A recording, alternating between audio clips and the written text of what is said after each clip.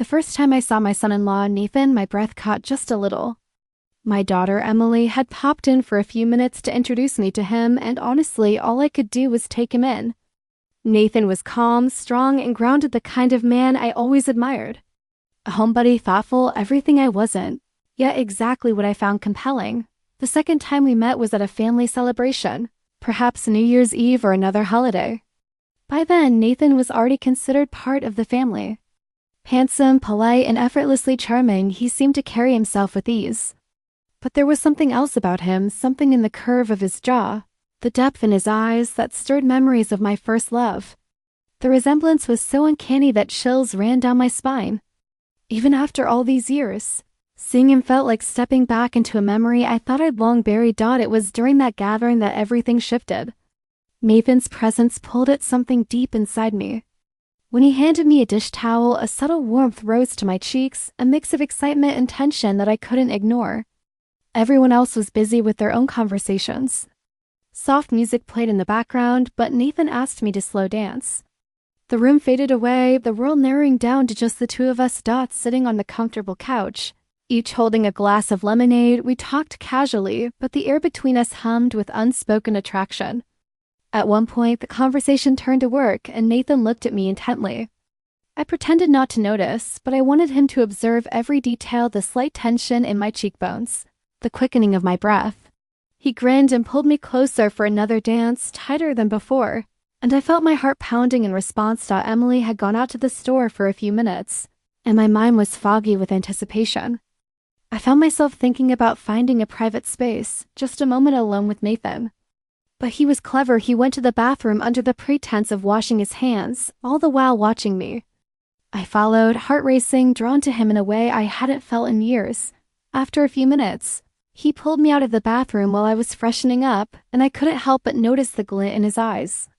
When Emily returned, nothing seemed out of place, but Nathan's gaze betrayed a subtle satisfaction, a silent acknowledgement that he too felt the tension. I couldn't tell if he fully understood it, but he was undeniably pleased. Yes, I'm 52 and I work hard to stay in shape, but there's no denying the charm of youth. It's not an insult. It's just reality. A few days later, they returned without company, and I slipped into a delicate, lacy lingerie. Anticipating the possibility of another private moment, Nathan asked Emily to fetch some juice. And as soon as she left, I realized what was about to happen. At the table, he gave me a subtle look, a signal that this story was far from over. I nodded. Yes, but not tonight, I thought. The evening passed with the children, laughter, and casual conversation, until the house finally quieted and I took a long, reflective shower. Then Emily called. Don't be surprised, but Nathan forgot his phone. He'll be right back. I suspected it wasn't an accident. When I opened the door, wrapped in only a short robe, his eyes found mine, fully absorbed in thought. In that moment, the air was charged with a tension we both understood but dare not speak aloud. And so began our secret story, a connection hidden from family. Wrapped in subtle desire, every encounter building anticipation, every glance carrying meaning, a forbidden intimacy neither of us could fully resist. A few days after that evening, the air between Nathan and me seemed to thrum with unspoken anticipation. Every time he walked into the room, my pulse would quicken, my thoughts scattered.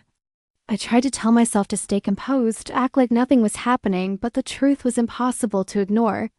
He had this way of noticing the smallest details about me.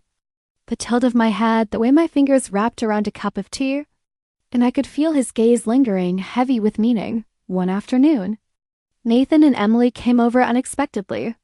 I had barely finished tidying the living room when Emily mentioned running to the store for a few minutes. As soon as the door clicked shut behind her, Nathan's eyes found mine, and I felt that familiar shiver again. He stepped closer, brushing past me casually, but I could feel the electricity between us with every step he took. I forced myself to remain calm, sipping my tea, but my heart refused to obey. We moved to the couch, casually talking about mundane things, work, weather, family plans, but the words were meaningless. It was the silence between them that held all the weight, the way our eyes met and held, a secret language only we understood. I noticed his hand linger near mine for just a second longer than necessary, and I resisted the urge to reach out. This tension, this delicious, forbidden tension, was intoxicating. Nathan leaned back, his gaze softening, and I realized how dangerous this connection had become. My mind raced, remembering every moment that had led us here, the dances, the glances, the quiet encounters. I tried to remind myself of the boundaries, of Emily, of everything that should have kept us apart. But when he smiled, a half smile, just enough to make my knees weak, all of that caution melted away. Minutes passed like hours, and then he leaned slightly closer. "Victoria," he said, his voice low, almost a whisper, "I can't pretend I don't notice you." I felt a flush rise to my cheeks, a mixture of embarrassment and undeniable thrill. I swallowed hard, keeping my voice steady. "Nathan?" "We have to be careful," I said, though my heart betrayed me with every word. He chuckled softly, the sound vibrating in the quiet room. "I know," he admitted. "But some things are impossible to ignore." His eyes searched mine, daring, curious, full of that dangerous spark that had me both excited and terrified. I could hardly focus, each word, each movement. Drawing me deeper into this web we were spinning together, I excused myself under the pretense of preparing something in the kitchen. But Nathan followed subtly, casually, making it impossible to avoid the intensity between us. Even in mundane moments, pouring lemonade, arranging cups, there was an unspoken game, a push and pull that made my pulse race.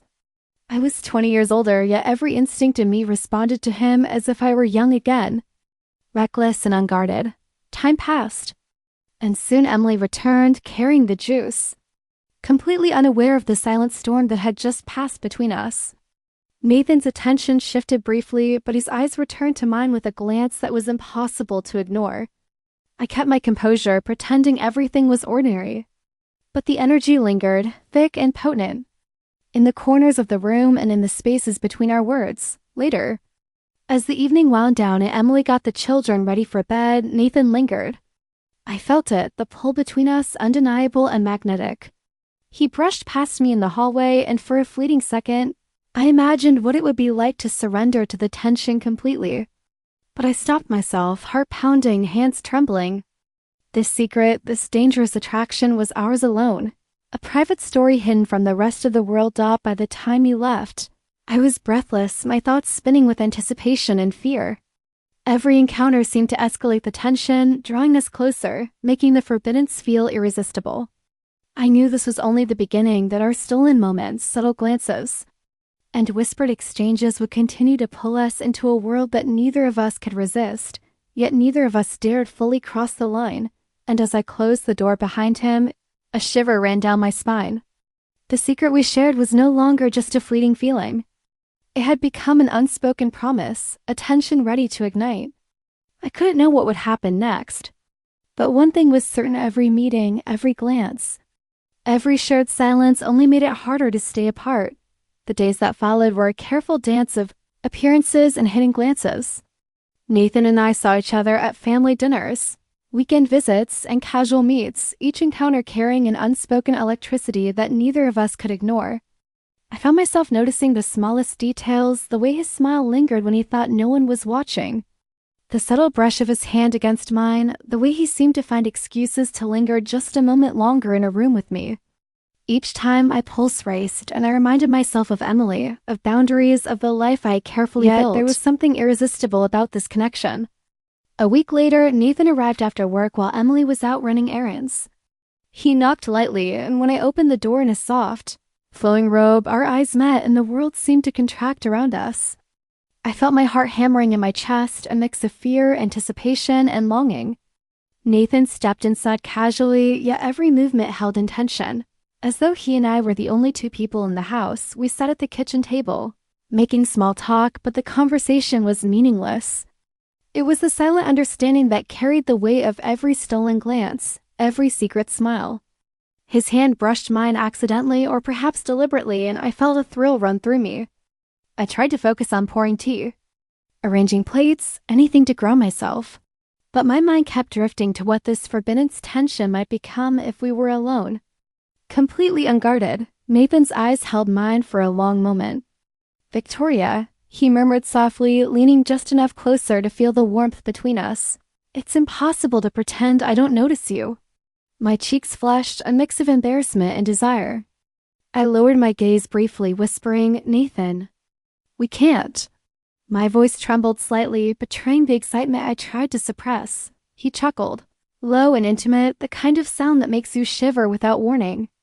I know, he said, but some things are too strong to ignore. The tension in the room was almost palpable. Every glance, every subtle touch, every shared breath seemed to draw us closer, testing limits we were not supposed to cross. I felt my body respond despite my reason, the line between restraint and surrender blurring with each passing second. Emily returned sooner than expected, carrying groceries and humming to herself, completely oblivious to the storm that had passed between us. Nathan's attention shifted for a moment, polite and courteous, but his eyes quickly returned to mine, sparking the same unspoken promise we had carried since the first night. I took a deep breath, forcing a casual smile, but inside, my thoughts swirled with temptation, fear, and an undeniable thrill. Later that evening, after the house was quiet, I found myself replaying every detail, the soft pressure of his hand, the lingering gaze, the teasing subtle touches that spoke louder than words. This secret connection had grown into something consuming, a game of proximity and restraint that neither of us could resist. Every time I saw him, I felt pulled toward him.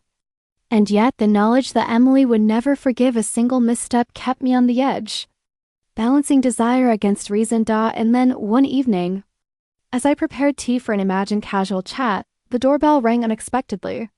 I knew it was Nathan. My heart raced, every nerve alive with anticipation. I opened the door to see him standing there, a quiet intensity in his gaze, and I felt the familiar shiver run down my spine. He stepped inside as if the rest of the world had disappeared. And in that moment, I realized that our secret, our delicate, forbidden connection was about to deepen. And there would be no turning back. The thought both thrilled and terrified me. Every encounter had drawn us closer, every glance had stoked the fire, and now, the next chapter of our story was about to unfold. What would happen if we finally let the tension between us consume us completely? I didn't know, but I could feel it. This was only the beginning, and neither of us would ever be the same again.